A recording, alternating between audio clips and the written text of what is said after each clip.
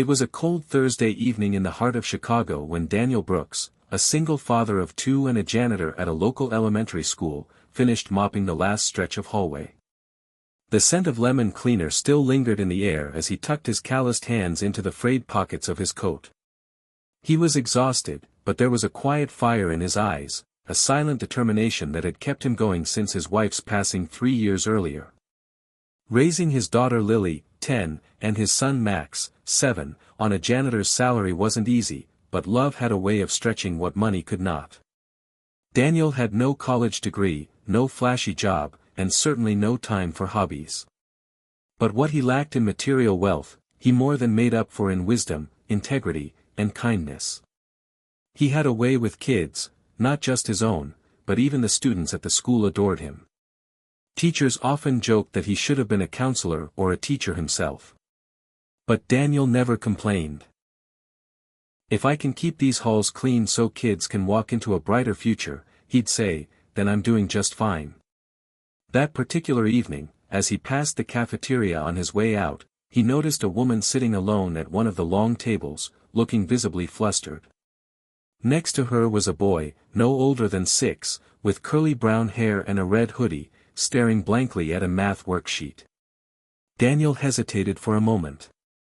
He didn't want to intrude, but something in the boy's tired eyes reminded him of Max. "Excuse me," Daniel said softly, "is everything all right?" The woman looked up. Her expression was one of exhaustion and frustration, but her eyes, calm, green, and weary, softened when she saw his face. "Oh, hi," she said, her voice a touch distant. "I'm just trying to help my son with his math homework. It's been a long day."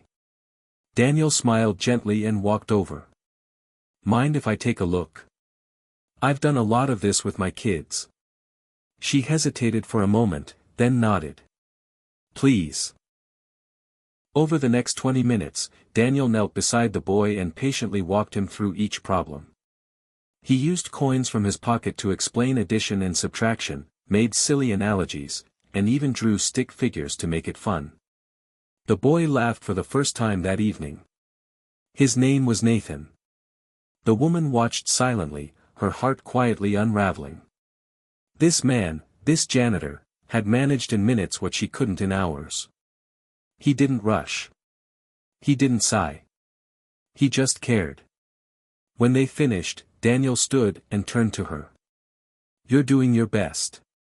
That's what matters most." "Thank you," she whispered. "I'm Julia. Julia Hart."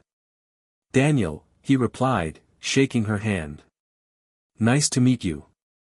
What Daniel didn't know, and couldn't possibly have known, was that Julia Hart wasn't just a tired mom. She was the CEO of Hart Technologies, one of the most powerful women in tech, with a net worth in the billions. Known in business circles as the Silicon Rose, Julia had built her empire from scratch. But behind the press releases and polished speeches was a single mother who had traded boardrooms for bedtime stories and quarterly reports for scraped knees. She'd taken a break from her hectic schedule to focus on Nathan, who had been struggling in school ever since his father walked out a year ago. That night, Julia went home changed. She couldn't stop thinking about Daniel, his warmth, his humility, his effortless way with children. She looked him up, but there was no social media, no online trail, just a name on the school staff page. A janitor. The next day, she returned to the school, not in a limousine, but in a beat-up minivan. She volunteered in the library, stayed through lunch, and watched Daniel from afar. She noticed how the students smiled when he walked by, how he picked up a girl's dropped backpack without her noticing, how he repaired a broken locker with duct tape and patience. He wasn't flashy. He wasn't trying to impress. He just was. Over the next few weeks, Julia kept showing up, helping in the library, bringing extra snacks, offering to read during story time. She and Daniel began to talk, first about homework, then about kids, then about life. He told her about losing his wife to cancer, about the nights he stayed up sewing his daughter's Halloween costume, about working 2 jobs so he could keep Lily in piano lessons. Julia listened, not as a billionaire, but as a woman. A woman who'd forgotten what genuine kindness looked like. A woman who, for the first time in years, felt safe. Then came the day that changed everything. It was a stormy afternoon. The school was closing early due to severe weather. Julia had left her car at the repair shop and had no ride home. Daniel offered to drive her. "It's not much," he said, unlocking his rusted pickup, "but it runs." They drove in silence for a while until the road became flooded. Daniel pulled over, then reversed down an alternate path through the suburbs. "You know this area well," Julia remarked. "Grew up here." "Still live here," he replied. "Got roots." When they reached her home, she hesitated before inviting him in. He declined politely. She finally blurted out, "I'm not who you think I am." He raised an eyebrow. "I'm Julia Hart. Of Hart Tech." Daniel blinked. "Like Hart Tech? The software company?" "Yes." Daniel laughed softly, shaking his head. "Well, I'll be."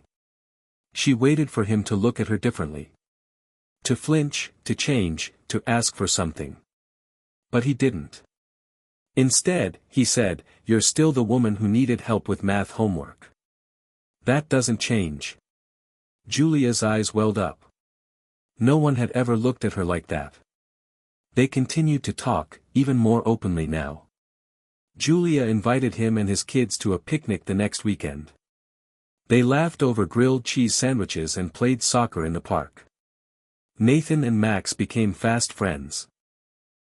Lily played piano for them under the shade of a tree. Then came the night Julia invited Daniel over for dinner at her estate. He nearly didn't go, afraid of being out of place. But Lily convinced him. "You always tell us to be brave, Dad. Maybe it's your turn." Over candlelight and soft jazz, Julia opened up about her lonely climb to success, about the emptiness behind the accolades. Daniel listened, and for the first time, she felt seen, not as a billionaire, not as a public figure, but as a person. "I used to think I had to have it all together," she whispered. "But with you, I can just be Julia."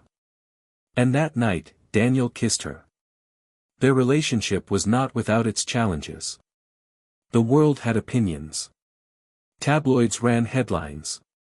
"Billionaire CEO dating janitor," they scoffed. But Julia stood firm. "He may not have riches," she said in an interview, "but he's the richest man I know, in character, in love, and in heart." Months later, at a modest community center surrounded by kids from the school, Daniel proposed. Not with a diamond, but with a paper ring made by Nathan and Max. Julia said yes before he even finished asking. They didn't move into a mansion. Instead, Julia helped fund scholarships for students in Daniel's neighborhood. They opened a community learning center, where kids could get tutoring, music lessons, and mentorship. Daniel led workshops on fatherhood. Julia taught coding. They built a life, not based on wealth, but on love. And so, the janitor who once knelt on school floors became the man who knelt before a woman not to serve, but to love, to honor, and to uplift. Because sometimes, the most extraordinary love stories begin with the simplest act of kindness, helping someone with their child's homework. And in doing so, changing not just their lives, but the world around them.